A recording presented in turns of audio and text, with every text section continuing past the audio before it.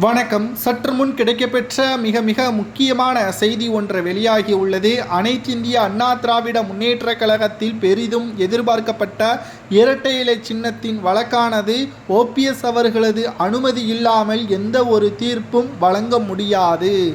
அதிமுகவின் ஒருங்கிணைப்பாளர் என்பதை நீதிமன்றம், குறிப்பாக நீதிபதி குமரப்பன் அவர்கள் தீர்ப்பு ஒன்றை வழங்கியுள்ளார். இதனால் எடப்பாடி பழனிசாமி தலையில் விழுந்த மிகப்பெரிய ஒரு இடியாக பார்க்கப்படுகிறது. ஒட்டுமொத்த அதிமுகவின் நிர்வாகிகளும் தொண்டர்களும் ஓபிஎஸ் அவர்கள் மீண்டும் அதிமுகவில் இணைவதை தற்பொழுது ஆதரவாகவும் பெரும் திருவிழா போல் கொண்டாடக்கூடிய வகையில் அமைந்துள்ளது.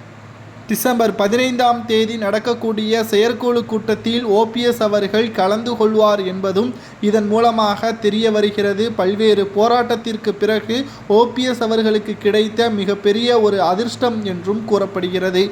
இரட்டை இலை சின்னம் பொதுச்செயலாளர் வழக்கு நீதிமன்றத்தில் நடந்து கொண்டிருக்கக்கூடிய நிலையில் அதன் இறுதி தீர்ப்பு வரை இரட்டை இலை சின்னத்தை யாரும் பயன்படுத்தக்கூடாது என்று வழக்கு ஒன்று பதிவு செய்யப்பட்டது. இந்த வழக்கானது இன்று விசாரணைக்கு வந்த நிலையில் அதிமுகவின் இரட்டை இலை சின்னத்தை எதற்காக முடக்க வேண்டும்? அது ஓபிஎஸ் அவர்களது பொறுப்பில்தானே இருக்கிறது. அவர்தானே அதிமுகவின் ஒருங்கிணைப்பாளர். பொதுச் செயலாளர் வழக்கு தானே நீதிமன்றத்தில் நடந்து கொண்டிருக்கிறது. ஆகையால் ஒருங்கிணைப்பாளர் ஓபிஎஸ் அவர்கள் இதற்கு விளக்கம் கொடுக்க வேண்டும் என்று ஓபிஎஸ் அவர்களுக்கு தற்பொழுது உத்தரவுகளையும் பிறப்பித்திருக்கிறது.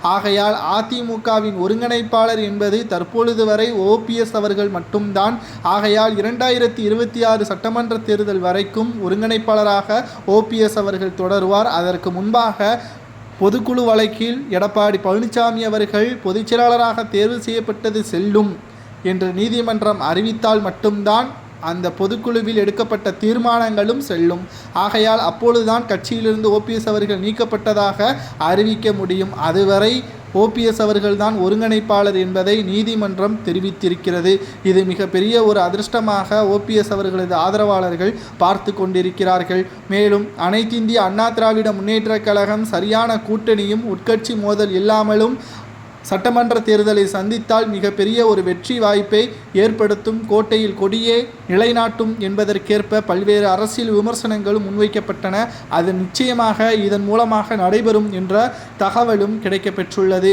பொறுமையாக இருந்து பார்க்கலாம். அனைத்திந்திய அண்ணா திராவிட முன்னேற்றக் கழகத்தை மீட்டெடுப்பதற்கு ஓபிஎஸ் அவர்களால் மட்டும்தான் முடியும் என்று நீதிமன்றமே நேரடியாகவே கூறிவிட்டதாக ஓபிஎஸ்ஸின் ஆதரவாளர்கள் கூறி வருகிறார்கள்.